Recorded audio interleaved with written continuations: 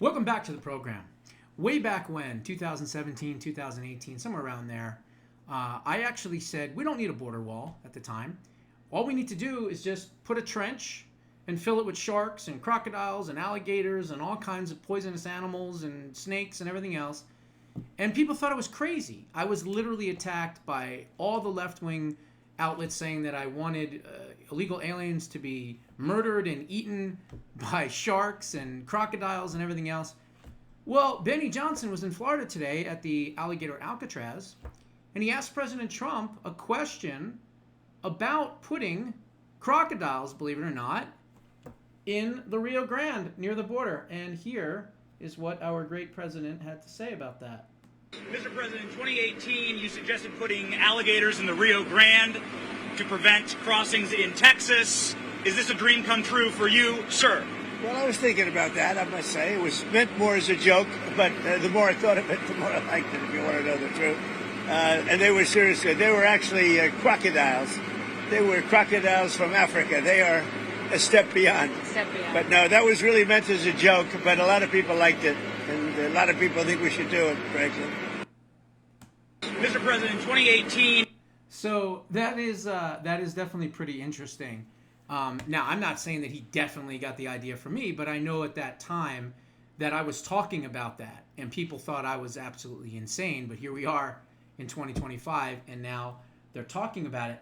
But what I want to talk about is what happened today with this whole Alligator Alcatraz. There's some really interesting things. And before I even do that, Benny Johnson also asked President Trump a question about Alejandro Mayorkas and said, will he be prosecuted?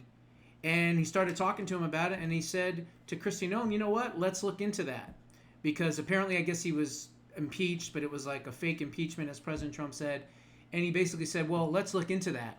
So from Benny Johnson asking that question, they may open an investigation into Mayorkas. But listen to what DHS Secretary Kristi Noem said today about one of the crazy illegals that they arrested and what they did on the flight back. Listen to this. And getting them out of this country because Joe Biden let the worst of the worst come in here. The other day I was talking to some marshals that have been partnering with ICE. They said that they had detained a cannibal and put him on a plane to take him home. And while they had him in his seat, he started to eat himself. And they had to get him off and get him medical attention. These are the kind of deranged individuals that are on our streets in America that we're trying to target and get out of our country because they are so deranged they don't belong here. And they Can you believe that? They arrested a, quote, cannibal, illegal alien cannibal, and they put him on the plane, and he started to eat himself. So never mind the cats and never mind the dogs, right? We're eating the cats, we're eating the dogs. No, we're going to eat ourselves now, okay? That's what's on the menu, I guess, illegal alien meat. Unbelievable, man. I couldn't believe it. Even President Trump's face was like, wow, like, holy cow. Like, he didn't even know that one was coming as well. So what else is going on? My goodness. We'll get into the Mamdani idiot here in just a minute. But good. Well, let's stick with Alligator Alley here for just a minute. So he toured the facility. You walk through it. It's beautiful. It's got nice flooring. It's got air conditioning.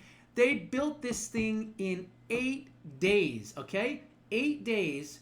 And I'm going to play you another video because this is unbelievable. This is one of the people in Florida that was talking about how they built it and everything else. So let me get this video right about here. How to act fast without bureaucracy in the face Hopefully of you any can hear it. emergency. I'll hold it up. Our teams built roads in eight hours, bridges in 3 days, base camps in 72 hours, and full causeways in 2 weeks. Getting things done quickly, efficiently, and correctly is at the core of our mission. We simply just want to be the best at what we do in the nation. When the governor called me, and we answered. And we were... Why is it buffering? That's weird. Hang on. Come on now. Don't be buffering on me. Especially while we're doing this live. Come on now. We have an internet issue? Anyway, so while I'm fixing that. So basically he said that they built bridges in 3 days. They built the entire thing, the entire complex in 8 days. And so I started thinking to myself, well, what about other airports? Are there other airports out there, which of course there are, that could be used in a similar fashion? Well, there are quite a few. I would use it on the computer right now, but it seems like I'm having a little bit of an issue here, so that's okay. We can still do what we're doing here. So there is a couple of airports. First off, there are 2,500 abandoned or slightly used airports around the entire country, okay? And from what I understand, close to 1,800 are considered operational. So if that's the case, and again, I'm a numbers guy, even if you took a slight amount of them, let's say 25 to 50 of these types of airports, and if they're secluded, and if they're located in an area where there's not a lot of people and that kind of thing, the one thing they have to have that the one in Dade Collier, the TNT facility is what it's actually called, Alcatraz, Alligator Alcatraz is its nickname. That facility has a 10,000 foot runway. That means that larger planes can get on it and they can go. There's only one way in and one way out unless you're going to be alligator or python food, okay? So I started doing a little bit of research, and according to that criteria, Western Nebraska Regional Airport, located in Scotts Bluff County, Nebraska, has 2 asphalt runways, and the longer of which is 8,279 feet. So not quite as big, but you could still probably get some people out with that one. Dawson Community Airport, located in Glendive, Montana, is mentioned as another airport that has a decent-sized runway. Peace, P-E-A-S-E, PSM for short, International Trade Port, located outside of Portsmouth, New Hampshire. It was a former Air Force base, and that has a very long runway of 11,322 feet and a relatively low number of operations, mostly private flights. So what they need to do is they need to find a commercial and or military airport that doesn't have a lot of flights in an area in almost any state that is, not very populated in that immediate area. They can, if they take the technology that they used in Florida, they could build the same thing in a whole bunch of other states. And the interesting thing is that Ron DeSantis was sitting right next to him saying, hey, this is something that other governors can duplicate. Other attorney generals can start working on and things like that. President Trump pushed for it as well. The other one that I came up with was Phoenix Goodyear Airport. This airport in Arizona was originally a U.S. Naval Air facility and has a 8,500 foot runway. It's a dry desert location, makes it suitable for aircraft storage and testing. So again, there's 2,500 abandoned or slightly used smaller commercial and or military type of airports in the United States of America. And they all, possibly, maybe not all, but a certain percentage of them could be used as detention centers. And if we were able to get, let's just say, even 10 states, 10 red states, to start building these things in the next month or two, think of how many more illegal criminal aliens that we can get the hell out of our country. President Trump said that there was 11,888 murderers, okay? People that were convicted of murder. And he said that close to half were convicted of murdering more than one person. And these are the people that were let into the country. So doing something like Alligator Alcatraz, which by the way is going to be a t-shirt and it's coming very soon, maybe within a week, okay? I've got a couple of new designs coming. Something like this and duplicating it in red states, because the blue states aren't going to do it, right? But the red states would do it.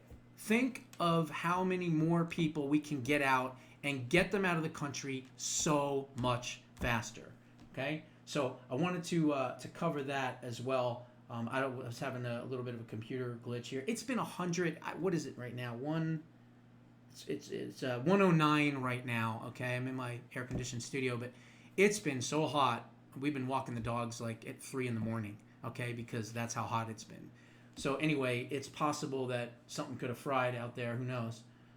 Besides myself. All right, so let's see. The other thing that I wanted to cover was this.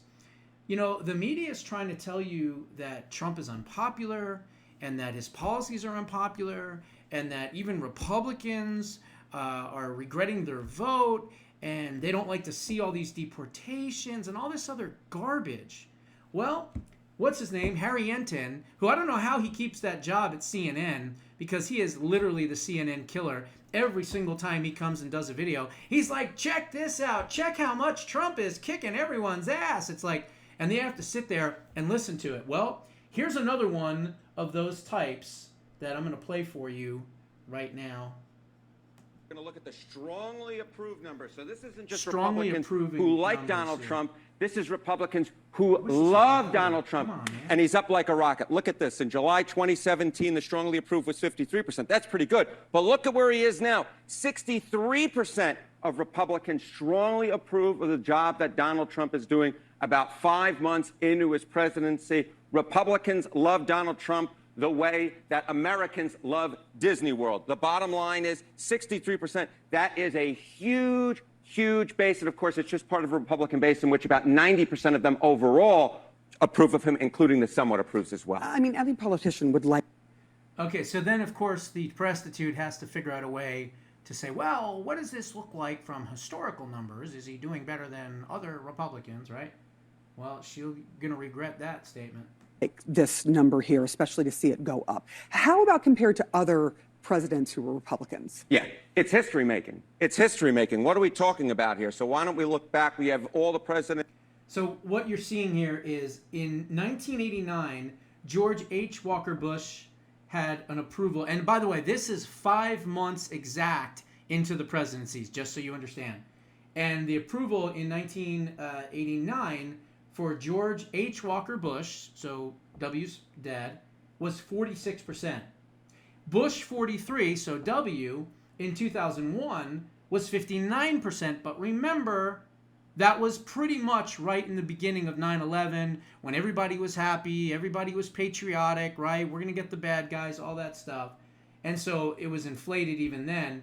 President Trump in 2017, in his first term, was at 53%. And now, in his first 5 months in 2025, he's at 63%. I think he's probably a lot higher than that. But Republican presidents going back over the last 35, 36, 37 years. What are we talking about? GOP, who strongly approved 5 months in. Look at this. George H.W. Bush, Bush 41, 46%. Bush 43, 59. You see Trump, the first term, 53. But look at this. 63%. He beats all the other Republicans on the board here. And I was looking even back since Reagan. And get this, Donald Trump beats Ronald Reagan when it comes to the strongly approved 5 months. And of course, Reagan was coming off that high after that assassination. now, you know what this shows me? Let me do a little commentary here. This shows me that when the Republican Party puts up a real conservative, a real reformer, somebody that's going to promise something and deliver on it for the American people, and their agenda is what's best for the American people, not for the politicians, they love him. And clearly, we all love him, right? I always say we don't deserve him. And yes, this is exactly what we voted for. But it goes to show you, when you take those establishment, rhino, controlled opposition, whatever type of fake Republicans that don't have a spine and a backbone, you're not going to get the majority of us, the MAGA, the America Firsters, the real conservatives. They're not going to be on board. And even back then, you can see the numbers, and it shows that when you have someone who is not a true conservative, there's lukewarm type of temperature for their approval ratings. President Trump is not that kind, and look at the approval ratings. Huge difference. attempt. So the bottom line is Donald Trump is making history with the Republican base. He is more beloved by this Republican base than any Republican base loved any GOP president 5 months in. It is history making. It is a striking number. Tillis stepping down, stepping aside after President Trump threatened to primary him. The question is, how effective is Trump's endorsement? We know it can hurt, but how effective is it? Yeah, okay. So, the bottom line is if you're a Republican lawmaker, you see this 63%, you say, my goodness gracious, you do not want to go against Donald Trump because the Republican base is with Donald Trump. And it's not just the polling. We actually have the data to show that the Republican base is with Donald Trump. The times Trump endorsees won the GOP primary for governor and congressional races. Look at this. 2024, 96%. 2022, 95%. 2020, 98%. The bottom line is this. 95% plus of the time, the Trump-endorsed candidate wins in GOP primaries. And even in the cases where Donald Trump endorses a challenger to an incumbent, the majority of the time, that challenger wins. So Donald Trump is a winner in Republican primaries. You go against Donald Trump, to quote the movie Good Burger, you go in the grinder. Donald Trump is the key nugget. His endorsement is the key nugget in a GOP primary because he's historically, strongly popular with the GOP And now base. there's going to be a surprise primary in. There you go. So those are unbelievable numbers when you think about it. Most presidents, when they do an endorsement, you're lucky to get 60, 70%, right? He's running 95 plus, and he's been doing it in 2020, in 2022, in 2024. I don't know what they did in 2016. They didn't show that, or 2018. They didn't show that either. But regardless, those are huge numbers. So you know what I say? Lara Trump, go for it. Do it. Run and take Tom Tillis' seat. All you need is an endorsement from your father-in-law, and you're in the Senate, baby. It's as simple as that. So we'll see if she's going to run. She's deciding and talking about it. They also talked about Michael Whatley running for Tom Tillis' seat, but I don't want that, and I'll tell you the reason why. We already lost Lara from the RNC.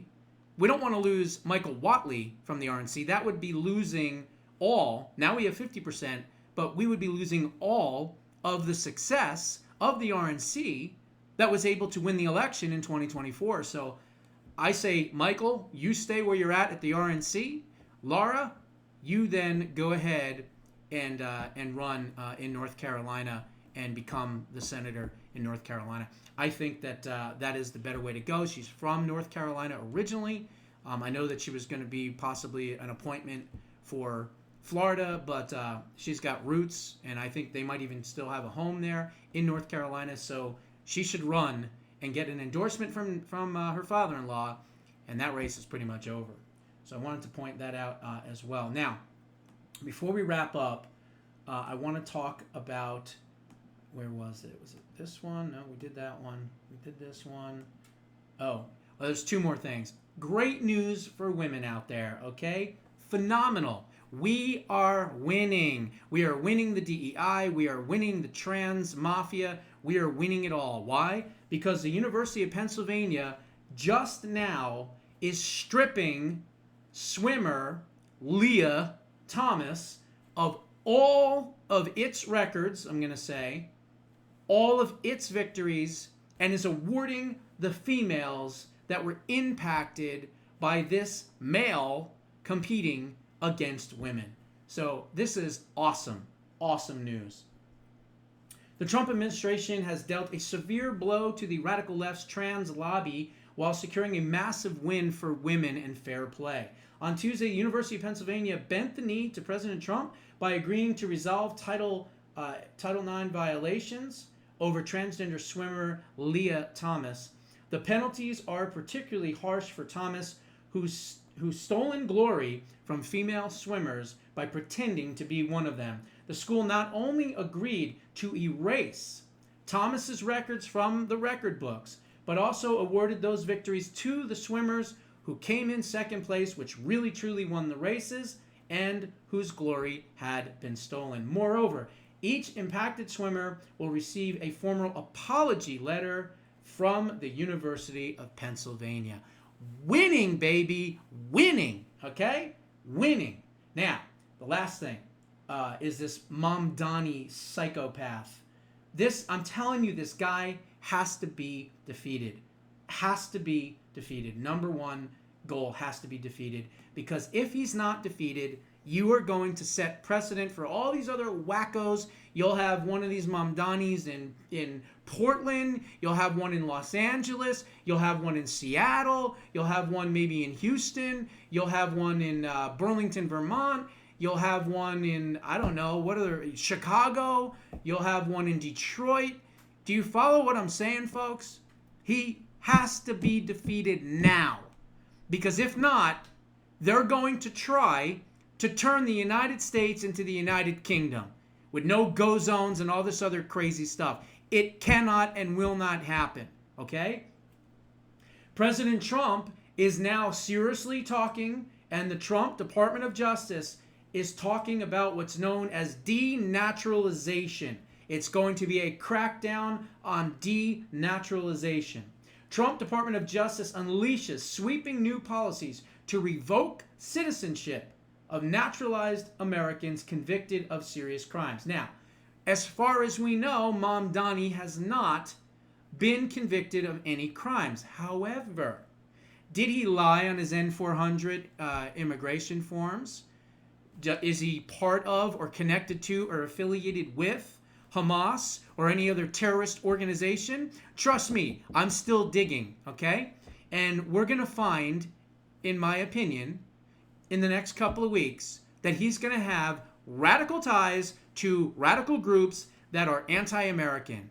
And on those bases alone, he can be denaturalized and he can be deported. And let's hope and pray that that happens. So President Trump's Department of Justice is unleashing this new initiative to revoke U.S. citizenship from naturalized citizens, criminals, gang members, sex offenders, and even war criminals who gamed the system to infiltrate our homeland. According to a bombshell June 11th memo from Assistant Attorney General Brett Shumate, the Department of Justice Civil Division has been ordered to, quote, prioritize and maximally pursue denaturalization proceedings in all cases permitted by law. The documents outline a robust list of enforcement targets ranging from terrorists and war criminals, terrorist sympathizers, Mamdani, gang members, human traffickers, sex offenders, fraudsters, liars, and scammers of the United States government and its citizens. Top priorities for denaturalization include any terrorist or those that are affiliated with terrorist groups or tied to espionage or the export of sensitive U.S. technology, individuals guilty of war crimes or human rights abuses, members of transnational gangs and drug cartels, naturalized criminals who committed felonies and lied about them, sex offenders and human traffickers, fraudsters who ripped off Medicare, Medicaid, or Paycheck Protection Program, which would have been the COVID scam money. The Department of Justice may institute civil proceedings to revoke a person's United States citizenship if an individual either illegally procured naturalization or procured naturalization by concealment of a material fact or by willful misrepresentation. Ilhan Omar, Ilhan Noor Saeed Elmi, Muhammad Noor's daughter, who when asked in the N-400 immigration deposition that they do, have you ever been associated with or close to an authoritarian or terrorist regime? And you said, no, that's a lie, okay? That's a lie. Your father, Muhammad Noor, was the propaganda minister for the dictatorship of Saeed Bayar's dictatorship, which was under the process of being overthrown at the time. If they didn't leave Mogadishu and either steal the Omar name or borrow it or pay to get it, then they would have met their, I don't want to say the word because we know what happened 5 years ago, but you get what I'm saying. And so the reality is that this could apply to her. And you know what? It should. And I hope it does. Because I have suffered for 5 long years because of her. And so I do want to see in the end that she gets deported as well. The benefits of civil denaturalization include the government's ability to revoke the citizenship of individuals who engaged in the commission of war crimes, extrajudicial killings, or other serious human rights abuses, to remove naturalized criminals, gang members, or indeed any individuals convicted of crimes who pose an ongoing threat to the United States, and to prevent convicted terrorists from returning to U.S. soil or traveling internationally on a U.S. passport. At a fundamental level, it also supports the overall integrity of the naturalization program and process by ensuring that those who unlawfully procured their citizenship, including those who obtained it through fraud or concealment of material information, do not maintain the benefits of the unlawful procurement. The Civil Rights Division shall prioritize and maximally pursue denaturalization proceedings in all cases permitted by law. And then it goes through cases against individuals who pose a potential danger to national security, including those with a nexus to terrorism, espionage, or the unlawful export from the United States of sensitive goods, technologies, or information raising national security concerns. Cases against individuals who engage in torture, war crimes, or other human rights violations. Cases against individuals who further or furthered the unlawful enterprise of criminal gangs, transnational criminal organizations, and drug cartels. Cases against individuals who committed felonies that were not disclosed during the naturalization process. Cases against individuals who committed human trafficking, sex offenses, or violent crimes. Cases against individuals who engaged in various forms of financial fraud against the United States, including, again, PPP scams, loan fraud, Medicaid, Medicare fraud, all that. Cases against individuals who engaged in fraud against private individuals, funds, or corporations. Cases against individuals who acquired naturalization through government corruption, fraud, or material misrepresentations not otherwise addressed by another priority category. Cases referred by a United States Attorney General's office or in connection with pending criminal charges if those charges do not fit within one of the other criteria and priorities, and any other cases referred to the civil division that determines to be sufficiently important to pursue. Well, Mondani is sitting here calling for a global intifada. I've explained it before, okay? That is not freedom of speech at all. That is calling for violence, and it's quite frankly treason against your country, or your country of origin, because he's probably not even a legal citizen. Maybe he is, maybe he isn't. But regardless, he shouldn't be here. Calling for on American soil to globalize the intifada, which means to basically kill Jews and persecute Jews throughout the entire world. That's what it means. Okay, it means a holy war. That's what it means. And what he's doing in New York publicly is saying that, sorry, denaturalization, deportation. That's what should happen to him. Maybe we won't even have to worry about him running, okay? I said it before. We ought to grab him in the middle of the night.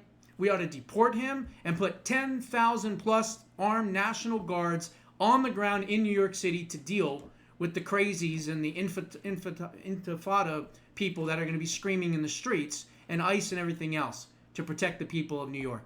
This guy literally wants to have an intifada against the Jews. He cannot be mayor of probably the most Jewish city, I think, more than likely, maybe Florida, I don't know, in New York, state I meant, than that state. How many more? There's got to be the most amount of Jews in New York. Maybe New Jersey, where I'm from originally, but it's got to be in the top 3 or 4. And he's literally saying this? Where are the Jews, by the way? Hello, Jews. Hello, American Jews. Where are you? Why aren't you just, doing something about this? Why aren't you speaking publicly about it? You know why? I'll tell you why. And I say it all the time and I get attacked for it. Because American Jews are liberals first and Jews second. And I'm a Jew, so I can say that. But the bottom line is, these Jews better wake up fast. Because if they don't, and this idiot becomes mayor, you're going to be persecuted again. You're going to be going somewhere else, and you're going to be on the run just like in the Bible, just like in the history of the Jews. You will be exiled from your homeland. You think I'm kidding? This guy's not kidding. He's saying it publicly. And you know what? We ought to take him serious.